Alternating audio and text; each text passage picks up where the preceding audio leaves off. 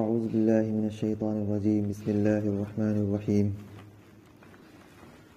وَإِذْ قَالَ اللَّهُ يَا عِيسَى ابْنَ مَرْيَمَ أَأَنْتَ قُلْتَ لِلنَّاسِ اتَّخِذُونِي وَأُمِّيَ إِلَٰهَيْنِ مِن دُونِ اللَّهِ قَالَ سُبْحَانَكَ مَا يَكُونُ لِي أَنْ أَقُولَ مَا لَيْسَ لِي بِحَقٍّ إِن كُنتُ قُلْتُهُ فَقَدْ عَلِمْتَهُ تَعْلَمُ مَا فِي نَفْسِي وَلَا أَعْلَمُ مَا فِي نَفْسِكَ إِنَّكَ أَنْتَ عَلَّامُ الْغُيُوبِ ما قلت لهم إلا ما أمرتني به أن اعبدوا الله ربي وربكم وكنت عليهم شهيدا ما دمت فيهم فلما توفيتني كنت أنت الرقيب عليهم وأنت على كل شيء شهيد إن تعذبهم فإنهم عبادك وإن تغفر لهم فإنك أنت العزيز الحكيم قال الله هذا يوم ينفع الصادقين صدقهم لهم جنات تجري من تحتها الأنهار خالدين فيها أبدا رضی اللہ عنہم ورضوا عن ذلك الفوز العظیم للہ ملک السماوات والارض وما فیہن وهو على كل شیء قدیر۔ اور وہ وقت یاد کرو جبکہ اللہ نے حضرت عیسیٰ ابن مریم علیہ السلام سے کہا کہ کیا تم نے لوگوں سے یہ کہا تھا کہ تم میری اور میری ماں کی عبادت کرو، کہ تم میری اور میری ماں کو معبود بنا لو اللہ کو چھوڑ کر۔ حضرت عیسیٰ علیہ السلام نے فرمایا سبحان اللہ، سبحانک، میرے لیے یہ کیسے ہو سکتا ہے کہ میں وہ بات کہوں جس کا مجھے حق نہیں ہے؟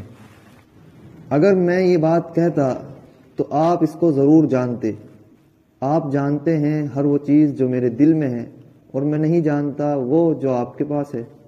آپ بے شک علام الغیوب ہیں، غیب کے جاننے والے ہیں۔ پیچھے سے تذکرہ چلا رہا ہے پچھلے رکوع سے کہ تمام انبیاء علیہ السلام کو سے اللہ رب العالمین سوال فرمائیں گے،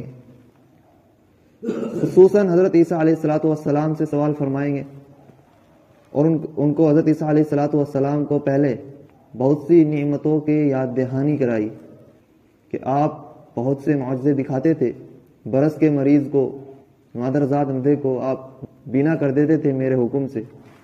آپ جو ہے وہ آپ سے حواریوں نے دسترخوان کی درخواست کی، پھر ہم نے وہ دسترخوان نازل کیا۔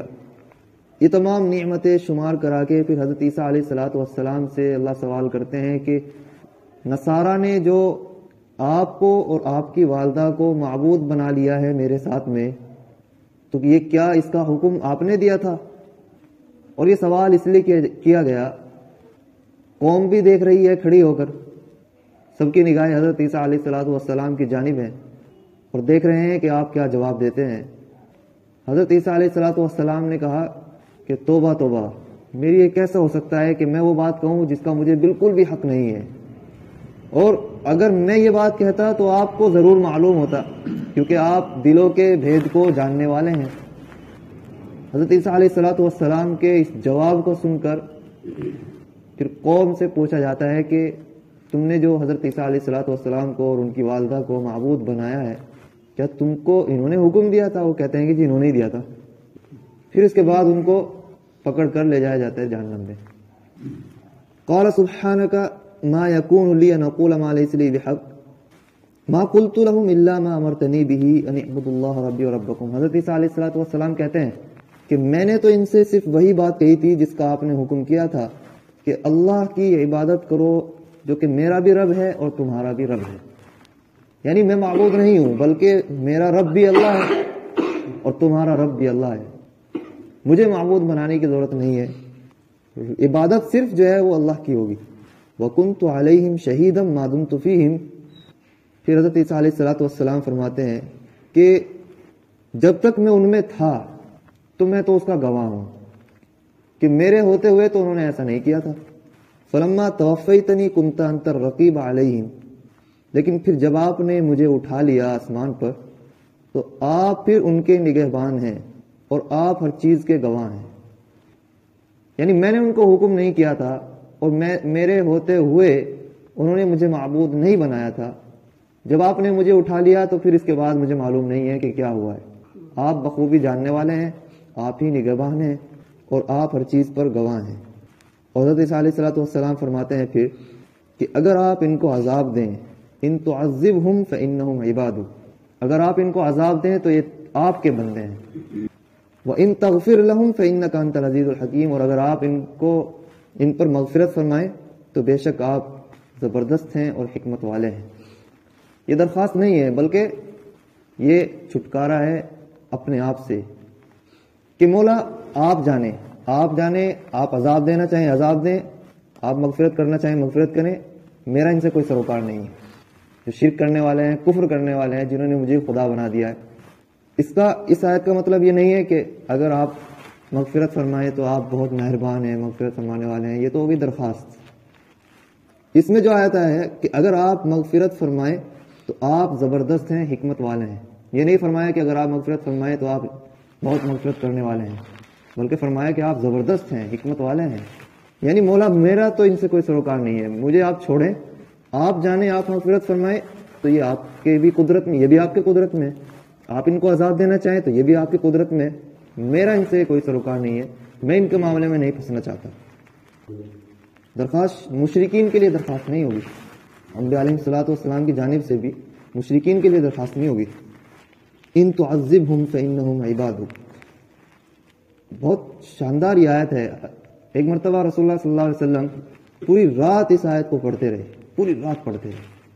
صبح کو کسی صحابی نے، غالباً آپ کی کسی بیوی نے، امہات المؤمنین نے پوچھا کہ آپ پوری رات اس آیت کو پڑھتے رہے. تو رسول اللہ صلی اللہ علیہ وسلم نے فرمایا کہ مجھ سے اللہ نے وعدہ کیا ہے میری سفارش کا، اور فرمایا ہے کہ میں آپ کو آپ کی امت کے تعلق سے مایوس نہیں کروں گا. ان تعذبہم فانہم عبادک. اگر آپ ان کو عذاب دیں تو یہ آپ کے بندے ہیں، یعنی آپ کی قدرت میں ہیں اور آپ حکمت والے بھی ہیں. اگرچہ اللہ کی جانب سے ظلم نہیں ہوگا، لیکن اگر وہ عذاب دینا چاہیں تو کوئی پوچھ بھی نہیں سکتا ہے، کوئی نہیں پوچھ سکتا. اور اگر وہ بغیر کسی وجہ کے بھی عذاب دینا چاہیں تو وہ بھی اللہ کی جانب سے ظلم نہیں ہے. وجہ اس کی صاف ہے کہ جو بندہ جس بندے کو وہ رات دن کھلا رہا ہے، پال رہا ہے، اور جس کو اتنی نعمتیں اس نے دی ہیں، جس کا وہ خود مالک ہے، اور مالک کو اختیار ہوتا ہے کہ وہ کچھ بھی کرے. ہم نے کھیت میں کوئی پیڑ لگایا ہے، اس کو پانی دیا ہے، اور جب ہم اس کو کاٹتے ہیں تو دوسرے کی کیا مجال ہے کہ پھر ہم کو روکے؟ وہ ہماری قدرت میں ہے، ہم کو اختیار ہے اس کا، ہم اس کو کاٹ سکتے ہیں کیونکہ ہماری ملکیت. جب پوری قوم کائنات اللہ رب العالمین کی ملکیت میں، اور وہ ہر ایک کو جس کو بھی عذاب دینا چاہے تو پھر اس کو کوئی پوچھنے والا نہیں. ان تعذبہم فانہم عبادک. اگر آپ ان کو عذاب دیں تو یہ آپ کے بندے ہیں. وَإِن تَغْفِرْ لَهُمْ فَإِنَّكَ أَنْتَ الْعَزِيزُ الْحَكِيمُ. اور اگر آپ ان کی مغفرت فرمائیں تو پھر آپ بہت زبردست ہیں اور حکمت والے ہیں. اللہ رب العالمین اس کے جواب میں فرماتے ہیں ھذا یوم ینفع الصادقین صدقہم. آج وہ دن ہے کہ جس دن سچوں کو ان کے سچے کا فائدہ ہوگا، ان کی سچائی کا سچوں کو فائدہ ہوگا. یعنی مؤمنین پر عذاب. لہم جنات تجری من تحتها الانہار. ان سچوں کے لیے کیا ہوگا؟ سچے یعنی تصدیق کرنے والے، نبیوں کی تصدیق کرنے والے، اللہ کی تصدیق کرنے والے. تو ان کے لیے ہوگا پھر لہم جنات تجری من تحتها الانہار خالدین فیہا، کہ ان کے لیے باغات ہوں گے جن کے نیچے سے نہریں جاری ہوں گی، جس میں وہ ہمیشہ رہیں گے. رضی اللہ عنہ ورضوا عنہ. اور بہترین نعمت کیا ہوگی کہ اللہ ان سے راضی اور وہ اللہ سے راضی. یہ بہترین نعمت ہوگی. رضی اللہ عنہ، اللہ ان سے راضی، ورضوا عنہ، اور وہ اللہ سے راضی ہو جائیں گے. اور قرآن نے بھی اس کو کہا ہے ذالک الفوز العظیم. یہی سب سے بڑی کامیابی ہے. یہی سب اللہ راضی تو پھر سب سے بڑی کامیابی. للہ ملک السماوات والارض وما فیہن وهو علی کل شیء قدیر. اللہ کی ملکیت میں ہے آسمان اور زمین کی تمام چیزیں، اور وہ ہر چیز پر قدرت رکھتا ہے. یہ اس سورت کی آخری آیت ہے اور جو کہ پوری سورت کا نچوڑ ہے. للہ ملک السماوات والارض. فیصلہ صرف قرآن کے مطابق ہوگا، اور جتنے واقعات توحید کے تعلق سے، قدرت کے تعلق سے، شرک کے تعلق سے جو سورت میں پھیلے ہوئے ہیں وہ ایک جملے میں سمو دیے ہیں کہ للہ ما فی السماوات والارض وما فیہن، کہ کچھ نہیں ہے سوائے اللہ کے. ہر چیز اللہ کی قدرت میں ہے، ہر چیز اللہ کی ملکیت میں. وما فیہن، آسمان اور زمین کے درمیان کی تمام چیزیں اللہ کی ملکیت میں. وہ علی کل شیء قدیر، وہ ہر چیز پر قدرت رکھنے والا.